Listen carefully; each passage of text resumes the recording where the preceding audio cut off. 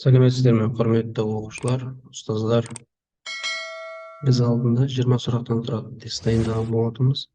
Оның менің өзімнің дайындаған тесттерім, оның оны теориялық сұрақ болса, қалған оны есеп болатын. Әрине ұбт-да бұндай жүйеде келмейді, бірақ барынша теориялық сұрақты да және есептерді қамтуға тырысқан болатынмын. Бұл сұрақтардың реті мынадай болатын. Бірінші сұрақта қышқылдық қасиеттері артатын қатар дейді. Селен қышқылы, күкірт қышқылы және күкіртті қышқыл. Яғни бізде солдан оңға қарай қышқылдық қасиет артуы керек. Ал А нұсқасында күкірт қышқылы күкіртті қышқылдан басымырақ болады. Сондықтан біз А нұсқасын алып тастаймыз. В жауабында алюминий оксиді, фосфор оксиді және хлор оксиді. Енді бұл жерде алюминий оксиді екі дайлы оксид ретінде қарастырамыз. Фосфор және хлор бізде қышқылдық оксидтерге жатады. Сәйкесінше алюминий оксидінде қышқылдық қасиеті басым ретінде қарастыруымызға болады. Сәйкесінше алюминий бізде үшінші А топшада орналасқан, фосфор 5-ші А топшада және хлор 7-ші А топшада орналасқан. Яғни бейметалдық қасиеті артып тұр. Сәйкесінше қышқылдық қасиеті де артады деген сөз. Біздің жауабымыз В болады екен. Екінші сұрақта тек қосымша топшылардың элементтері орналасқан қатар. Бұл қиын емес, әрине. Оны табу үшін біз периодтық жүйеге қараймыз. А жауабында марганец, вольфрам және ванадий деп беріліпті. Бұлардың үшеуі де қосымша топша элементтер. Келесі конфигурациялары 3s2 және 4s2 4p5 болатын элементтердің әрекеттесу өнімдері. Тағы да Менделеевтің периодтық жүйесіне қараймыз. Периодтық кестеге 3s2 болатын бізде магний элементі. Оған 4s2 4p5-те орналасқан элементті аламыз. Яғни 4s2-ның алдында 3d10 бар деген сөз. Бұл бізде бром индекспен жазылады. Бұл екеуінің әрекеттесуімен магний бромиді түзіледі.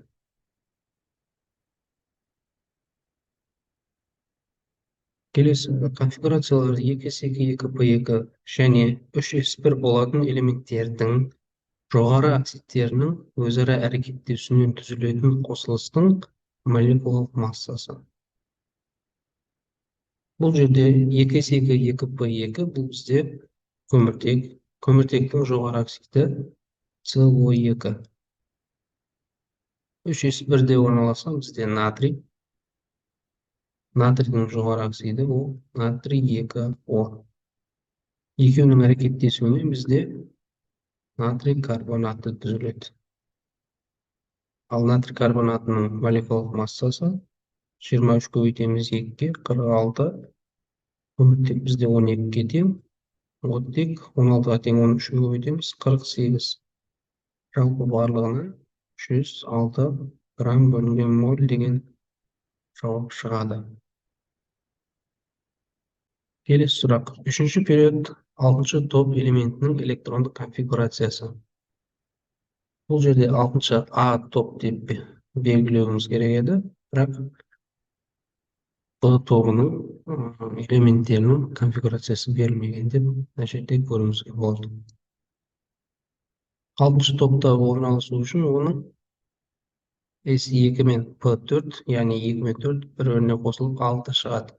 Осында біз 6-шы топта орналасқанын біле аламыз. Демек жауабымыз А болады. Келесі кіші период элементтерінің атом құрылысы бір элементтен екінші элементке өткенде өзгеруі. Бізде кіші элементтер, кіші период элементтеріне бірінші, екінші және үшінші период элементтері жатады. Мысалы, натрийден магнийге қарай элементтің реттік нөмірі ауысты делік.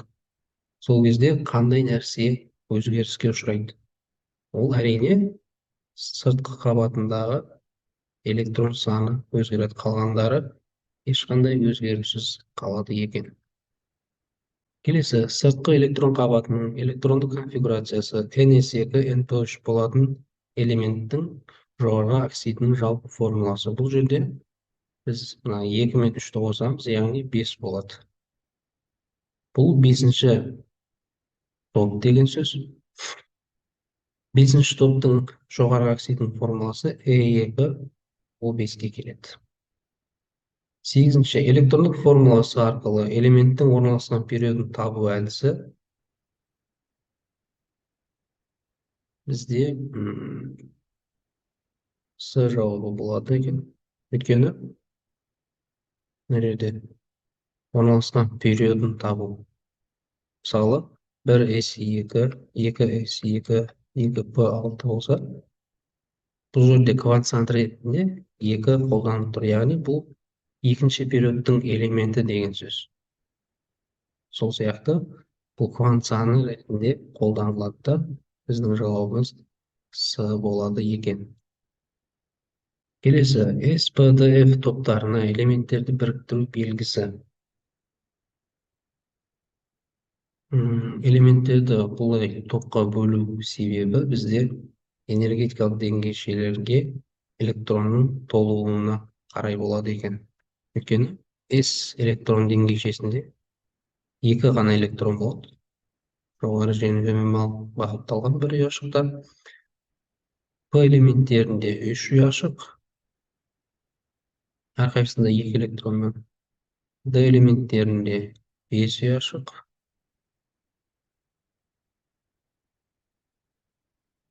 Және F элементтерінде 7 ұяшық болады екен. Әрқайсында электрон сандарының толуына қарай біздің элементтеріміз осындай топтарға біріктіріледі екен. Келесі, периодты бастап және аяқтайтын элементтер. Бізде период S элементтерінен басталып, P элементтерінен аяқталады. Біз теориялық сұрақтарды біттік, енді алда есептер. 5 грамм болат үлгісінің оттек ағымында жандырғанда 0,1 грамм көмірқышқыл газы бөлінді. Осы үлгідегі көміртектің пайыздық мөлшері дейді. Біз бұл жерде мына көмірқышқыл газының массасы арқылы шығарып көрейік. СО2 бізде 44 грамм бөлінген мольге тең болады. Енді осы шыққан массаны 0,1 граммда 4 грамм бөлінген моль деп есептесек, оның құрамында бір көміртек бар, яғни ол 12 грамм бөлінген мольге тең болады. Бізде әрине белгісіз қандай массада екені. Оны табу үшін 0,1-ді 12-ге көбейтіп 44-ге бөлеміз. Сонда 0,027 грамм шығады екен. Осы жердегі пайыздық мөлшерін табу үшін біз 0,1 граммда 100% дейміз. Шыққан масса 0,027 граммда x% дейміз. X табу үшін 0,027-ні 100-ге көбейтіп 0,1-ге бөліп көреміз. Сонда 27% шығады екен. Мына жерде жауаптарында пайыздық мөлшерлері негізі берілмеу керек. Сондықтан 0,27 дегеніміз 27-нің 100-ге бөлінген саны. Сондықтан біздің жауабымыз Е болады. Келесі, 10 грамм суды электр тогымен айырғандағы түзілген оттегі массасы. Яғни судың электр тогы әсерінен айырылу реакциясынан түсуі. Бұл кезде бізде сутек және оттек бөлінеді. Судың алдына 2-ні қоямыз, сутектің алдына 2-ні қоямыз. Енді біздегі судың массасы 10 грамм, оттектің массасы белгісіз. Осы жерде судың мәрі 18 болса, алдындағы 2 көбейтіліп 36 грамм бөлінген моль болады. Ал оттегіміз бізде 16, 16-ны 2 көбейтетін болсақ, 32 грамм бөлінген моль. Осыдан пропорцияны құрастырамыз. Бізде x граммы, 36 грамм бөлінген моль, 32 грамм бөлінген мольдің тұсына жазылады. Осы жерден x табатын болсақ, 10-ды 32-ге көбейтіп 36-ға бөлеміз. Яғни 320-ны 36-ға бөлетін болсақ, 8,9 грамм. Яғни жоқ таба аламыз бұл санды. Жауабымыз В болады екен. Келесі, циклогексанның жану реакциясындағы оттегінің алдындағы коэффициент. Циклогексанның формуласы бізде молекулалық формуласын жаза береміз. С6H12. Оны оттекке қосу арқылы жағамыз. Кез келген көмірсутек оттекпен әрекеттескен кезде көмірқышқыл газы және су түзіледі. Енді біз осы жерде бірінші көміртекті теңестіреміз. Яғни көміртек реакцияға дейін 6, реакциядан кейін 1. Бұл да 6 болу үшін көмірқышқыл газының алдына қоямыз. Сутегіміз реакцияға дейін 12, реакциядан кейін 2 болып тұр. 12-ні 2-ге бөлетін болсақ, бізде 6, яғни осы жердегі 6 2-ге көбейтіліп 12-ге тең болады екен. Енді реакцияға дейін оттегіміз бізде 2 ғана болып тұр. Реакциядан кейін санаймыз. 6 көбейтілген 2 бізде 12, мына жақта тағы 6 бар. Қосамыз. Сонда 18 оттек болып тұр. Осы 18, мына жақта да 18 болу үшін осы санды мына 2-ге бөлеміз. Яғни 9. Жауабымыз В нұсқасы болады екен. Келесі, этиленнің молекулалық массасы. Этиленнің формуласы С2H4. 12-ні көбейтеміз 2-ге, қосамыз 4-ті. Сонда 24 қосылған 4 тең болады 28 грамм бөлінген моль. Калий перманганаты айырылғанда қалыпты жағдайда 5,6 литр оттек бөлінді. Реакцияға қатысқан калий перманганатының зат мөлшері. Калий перманганаты өршіткін қатысында мысалы платинаның әсерімен қыздырылады. Калий манганаты марганец 4 валентті оксиді және оттек газы бөлінеді. Калий перманганаттың алдына 2-ні қоямыз. Осы кезде біздің реакциямыз теңеседі. Бұл жерде біз оттектің көлемін жазамыз үстіне 5,6 литр деп. Литрмен берілгендіктен қалыпты жағдайдағы тұрақты көлемді қолданамыз. Ол бізде 22,4-ге тең. Егер алдында коэффициент болса, соған көбейтіп мәнін жазатын боламыз. Оттектің алдында ешқандай сан жоқ, демек 22,4-тің өзін жазамыз. Калий перманганатының зат мөлшерін табуымыз керек, x моль. Зат мөлшерін табу керек болғандықтан алдындағы коэффициент оның зат мөлшері есебінде қарастырылады. Яғни астына 2 моль деп жазамыз. Пропорция x моль 5,6 литр. 2 моль 22,4 литр бөлінген моль. Осы жерде x табатын болсақ, 2-ні 5,6-ға көбейтіп 22,4-ге бөлеміз. Сонда 11,2 бөлінген 22,4 тең болады 0,5 моль. Жауабымыз 0,50. Келесі есеп. Бізде 63% 170 грамм азот қышқылын алуға қажетті натрий нитратының массасы. Бізге қажетті зат натрий нитраты және қандай да бір қышқыл. Біз көбінесе тұз қышқылын алып реакцияға түсіреміз. Сонда азот қышқылы және натрий хлориді түзіледі. Реакция теңестірілген. Бірінші біз 170 грамның 63%-ын тауып аламыз. Яғни 170 грамм ерітінді берілген, соның 63%-ы ғана азот қышқылы. Осы жерден X табатын болсақ, 170-ті көбейтеміз 63-ке, бөлеміз 100-ге. Сонда 107,1 грамм болады екен. Яғни азот қышқылының үстіне шыққан санды жазып қоямыз. Ал азот қышқылының нөмірі молекула массасы 63 грамм бөлінген молге тең. Бізге натрий нитратының массасын табу керек. Бұл белгісіз X грамм. Ал натрий нитратының молекулалық массасы 85 грамм бөлінген молге тең. Пропорцияны жазамыз. X грамм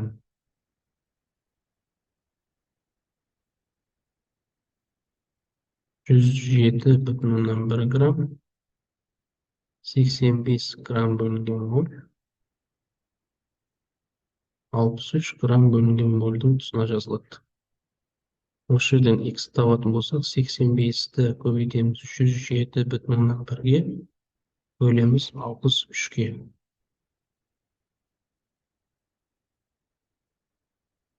Сонда бізде 144,5 грамм шығады. Массасы 68 грамм аммиак өршік қатысында тотыққанда 905,6 килоджоуль жылу бөлінген болса, 4,48 литр аммиак тотыққанда бөлінетін жылу мөлшері. Яғни бізге мына жердегі 68 граммдық аммиактың массасы қажет болмайды. Аммиакты тотықтыратын болсақ, оттек қосамыз. Сонда бірнеше реакция түзіледі. Оның біз алғашқысын аламыз. Яғни біріншісінде азоттың эквивалентті оксиді және су түзіледі. Осы жерде бізде қосымша 905,6 килоджоуль жылу бөлінген. Реакцияны теңестіреміз. Бірінші сутек теңестіріп көрейік. Реакцияға дейін сутек 3, реакциядан кейін 2. Алдына 2 қойып көрейік. Судың алдына 3 қоямыз. Енді реакцияға дейін азот 2 болды, реакциядан кейін алдына 2-ні қойып көреміз. Енді бұл жерде оттегіміз реакцияға дейін 2, реакциядан кейін 5, яғни 2 мен 5 жұп пен тақ өзара теңеспей қалады. Демек, осы жазған сандарды ары қарай тағы да 2 еселейміз. 4, мына жерге 4 және судың алдына 6 жазамыз. Сонда 4 қосу 6 бізде 10 оттек болады реакциядан кейін. Реакцияға дейінгі оттектің алдына 5-ті қойып, оттекті теңестіреміз. Енді осы жерде аммиактың көлемі 4,48 литр ретінде беріледі. 22,4-ті 4-ке көбейтетін болсақ, 89,6 литр бөлінген моль. Біз мына жердегі 905,6 килоджоульдің үстіне X килоджоуль деп жазамыз. Пропорция 4,48 литрдің тұсына X килоджоуль жазамыз. 89,6 литр бөлінген мольдің тұсына 905,6 килоджоульді жазамыз.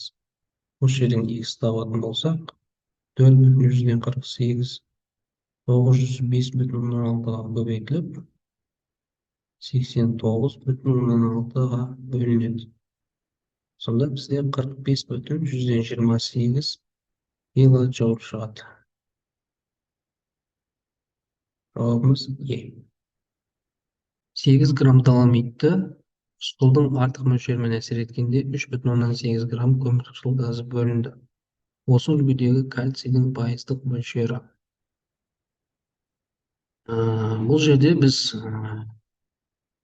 көмірқышқыл газын қолданбаймыз, жай ғана доломиттің массасын қолданамыз. Және доломиттің мрін есептеп шығарамыз. Кальций карбонаты бізде 100, магний карбонаты бізде 84. Сонда жалпы доломиттің молекулалық массасы 184 грамм бөлінген моль болады. Ал кальций оның құрамында біреу ғана. Демек, кальций 40 грамм бөлінген моль болады. Енді осы 184 грамм бөлінген мольді 8 граммға теңейміз. Құрамында кальций біреу, яғни 40 грамм бөлінген мольді X грамм дейміз. 40-ты 80-ге көбейтіп, 40-ты 8-ге көбейтіп, 184-ге бөлеміз. Сонда шамамен 1,74 грамм деген шығады екен. Негізгі масса 8 грамм еді, оны біз 100% деп аламыз. Мына шыққан массаны x% дейміз. Яғни 1,174 грамм бізде x% болады. X тең 1,174 көбейтілген 100 бөлінген 8. Сонда негізі 21,175 пайыз шығады. Ал бізде 21,7 деген жауап бар. 6 грамм сірке қышқылы мен 6 грамм этанол әрекеттескенде алынған күрделі эфирдің массасы. Сірке қышқылының формуласы CH3COOH, этанолдың формуласы C2H5OH. Бұл жерде сутектің орнына C2H5 радикалы келеді. Демек, CH3COO C2H5 қосылған су деген заттар реакция нәтижесінде түзіледі. Осы жерде сірке қышқылының массасы 6 грамм, этанолдың массасы 6 грамм. Енді екі масса берілгендіктен біз бұлардың қайсымен есептейтінімізді білу үшін екеуінің де зат мөлшерін есептейміз. Сірке қышқылының молекулалық массасы 60 грамм бөлінген моль. Этанолдың молекулалық массасы 46 грамм бөлінген моль. Зат мөлшері сірке қышқылы тең болады. 6-ны 60-ға бөлсек бізден 0,1 моль. Зат мөлшері этанол, этил спирті 6-ны 46-ға бөлетін болсақ, шамамен 0,113 моль шығады екен. Бізде сірке қышқылының зат мөлшері кіші болып тұр, сондықтан осымен есептейміз. Мына жерде этил ацетаттың молекулалық массасын есептейтін болсақ, көміртек 4-еу 48, оттек 2-ге 32, 48-ге 32 бізде 80 болады. Сутегіміз 8, 80-ге 8-ді қосатын болсақ, 88 грамм бөлінген моль шығады. Жоғарысына X грамм дейміз. Мына жерде зат мөлшерін көбейтіп салсақ табылады негізі. Яғни сірке қышқылының зат мөлшері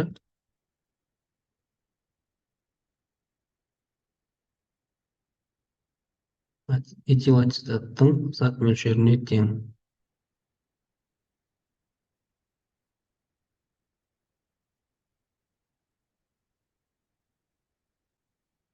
Яғни 0,1 моль болады.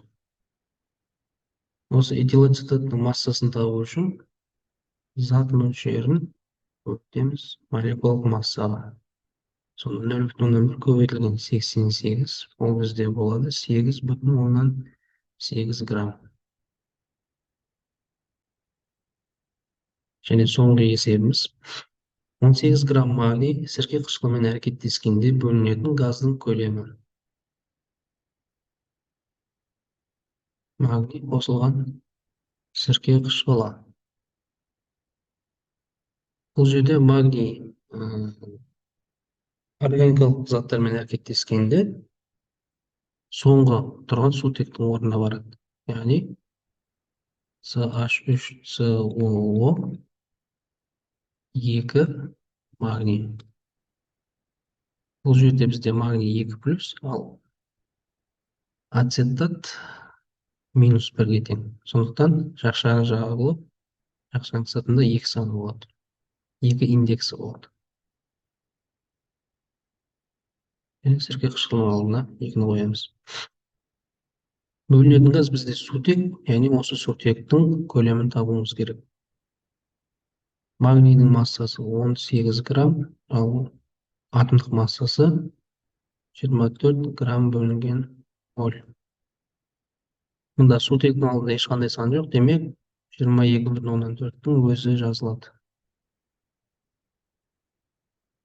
18 грамм x литр, 24 грамм бөлінген моль, 22,4 литр бөлінген моль болады.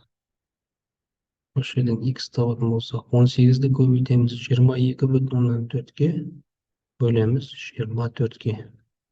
Сонда 16,8 литр шығады екен. Егер де қандай да бір менің қателіктерім болған болса, комментарийге жазып, сіздер дәлелдеулеріңізге болады.